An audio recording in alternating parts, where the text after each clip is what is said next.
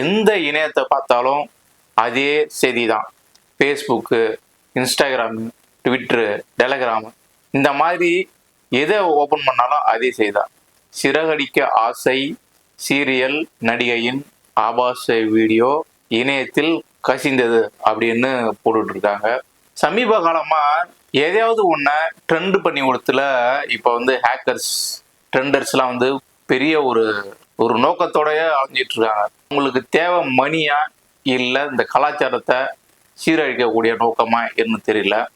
அவங்க வந்து பணம் சம்பாதிக்கிறதுக்காக இந்த மாதிரி செயலை வந்து தொடர்ந்து செஞ்சுட்டே இருக்காங்க. கொஞ்ச நாளைக்கு முன்னாடி ஒரு பாடல் வந்து வைரல் ஆகி இப்போதான் கொஞ்சம் ஓஞ்சது. தூத்துக்குடி கொத்தனார் பாடல்.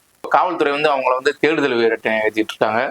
கண்டிப்பாக அவங்க மாட்டினாங்கன்னா 3 ஆண்டுகளுக்கு மேல் ஜெயில். ஏன்னா இதுக்கு முன்னாடி ஒரு கேமர் வந்து தொடர்ந்து சோசியல் மீடியாவில் கெட்டவாத்தையே பேசியிருந்தாரு. அவரை வந்து சிறை பிடித்தார்கள். இந்த குட்டிமாவும் வந்து ஆபாசமாகவே பேசிக்கிட்டு இருக்காங்க. இதை பற்றி காவல்துறையும் நடவடிக்கை எடுக்கும். கண்டிப்பாக விரைவில் அவர்களும் சிறைக்கு செல்வார்கள். ஏன்னா இந்த சோசியல் மீடியாவில் இந்த மாதிரி அசிங்கமாக பேசுனா கண்டிப்பாக கைது. இன்னைக்கு நம்ம வீடியோவில் என்ன பார்க்க போறோம்னா, இணையத்துல நீ பரபரப்பா பேசப்பட்டு கொண்டிருக்கிற சிறகடிக்க ஆசை என்ற சீரியல் நடிகையோட ஆபாச வீடியோ லீக் ஆனதை பத்தி நம்ம பேச போறோம். அந்த வீடியோ யாரு வெளியிட்டா, எப்படி பரவிச்சு அப்படின்னு இன்ன வரைக்கும் தெரியல. அந்த வீடியோவில் இருக்கும் நபர் அவர்தானா என்று உறுதிப்படுத்தினா அவர் சைடும் எந்தவித எதிர்ப்பும் இதுவரை வரவில்லை. அதே போல் அந்த வீடியோவில் ஆப்போசிட்டில் பேசி கொண்டு இருக்கிற அந்த நபரு யார் அப்படின்னு கமெண்ட்ஸ்ல போய் செக்ஷன்ல பார்த்தோம்னா, இந்த ஃபேஸ்புக், இன்ஸ்டாகிராம் இந்த மாதிரி கமெண்ட்ஸ் வரும் இல்லைங்களா, அதுல போய் பார்த்தோம்னா கரு பழனியப்பன் டைரக்டர் அப்படின்னு சொல்றாங்க.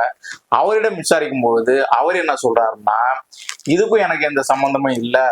அந்த பொண்ணு இருக்கிறது சின்ன திரை, நான் இருக்கிறது பெரிய திரை. அது மட்டுமல்லாமல் நான் இப்பொழுது எந்த திரைப்படங்களும் எடுப்பதும் இல்லை, நடிப்பதும் இல்லை. ஆகையால் எனக்கும் இதுக்கு எந்த சம்மதமும் இல்லை, அது என் வாய்ஸே இல்லை அப்படின்னு சொல்லிட்டாரு. ஆனா இந்த பொண்ணு அது நான் இல்லை என்று இதுவரை செய்திகள் வரவில்லை. ஆகையால அந்த வீடியோவில் இருப்பது அந்த பெண் தானா என்று பார்த்தவர்களுக்கும் அந்த வீடியோவை வெளியிட்டவர்களுக்கும் தான் தெரியும்.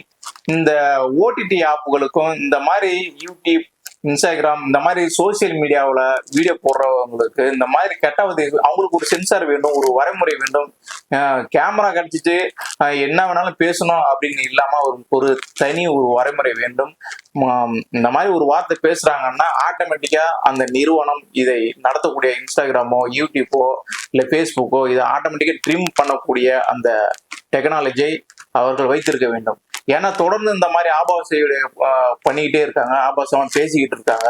அவர்கள் கண்டறிந்து காவல்துறை கைது நடவடிக்கையை எடுக்க வேண்டும். இப்ப இந்த ஸ்ருதி நாராயணன் அவர்களுடைய வீடியோ உண்மையா பொய்யா அப்படின்னு நம்ம ஒரு பக்கம் விவாதம் நடத்திக்கிட்டு இருக்காங்க. ஆனா ஒரு சிலர் ஏஐ டெக்னாலஜின்றாங்க. இந்த மாதிரி போன் பிலிம் பார்ப்பது சட்டப்படி குற்றம். நம்மளுக்கும் ஒரு தன்னடக்கம் வேணும், சுய ஒழுக்கம் வேண்டும். ஆகையால இந்த மாதிரி சைட்டு பக்கம் போகாதீங்க. அரசுக்கு நம்ம தெரிவிப்பது என்னவென்றால், நீங்க இந்த கைது செய்யறோம்னு சொல்றீங்கல்ல, இந்த யார் இந்த படத்தை பதிவேற்றம் செய்கிறார்களோ, யார் நடிக்கிறாங்களோ அவர்களை உடனடியாக விரைந்து சென்று கைது செய்து சிறையில் அடைத்து இவங்க தான் நடிச்சிட்டு இருக்காங்க, இவங்க தான் பதிவேற்றினாங்கன்னு வந்து ஒரு பப்ளிக்ல ஒரு செய்தியை போடுங்க. அதை வைரல் ஆக்குறோம், இவங்க தான்ப்பா நடிக்கிறாங்க, இவங்க தான்ப்பா இந்த படத்தை பதிவேற்றம் செய்தார்கள், இந்த ஒரு செய்தியை போடுங்க, நாங்கெல்லாம் பார்த்து அதை வைரல் ஆக்கி விடுறோம். அவங்க தலை குனிந்து சாக வேண்டும். சமுதாயத்தை சீரழிக்கக்கூடிய நபர்கள் இங்க யாரும் இருக்கக்கூடாது.